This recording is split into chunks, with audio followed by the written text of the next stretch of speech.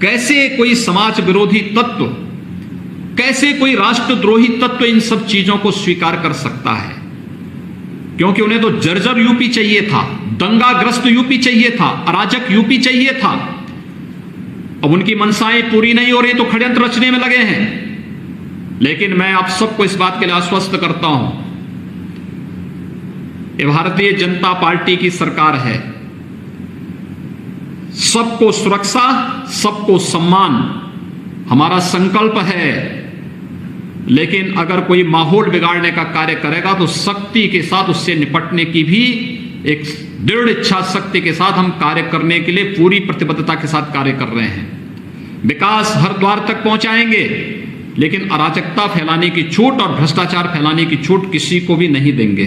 और इसी बात को लेकर के सरकार कार्य कर रही है।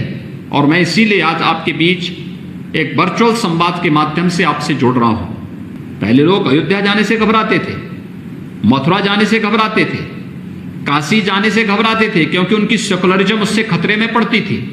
लेकिन आज हमने भेदभाव तो किसी के साथ नहीं किया, लेकिन अराजकता और दंगा फैलाने की छूट भी किसी को नहीं थी, भ्रष्टाचार फैलाने की छूट भी नहीं थी।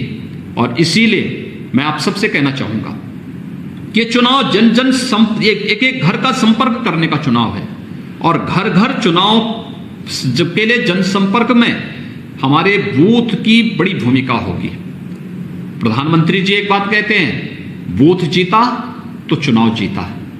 यानी अगर हमने चुनाव जीतना, चुनाव को अपने झोली में डालना है, तो चुनाव में वही बूथ हम जीतेंगे जो बूथ हमारा गठन होगा, जहां पे हमने घर घर संपर्क किया है और उसमें मतदाताओं को अपने पक्ष में करने का प्रयास किया है।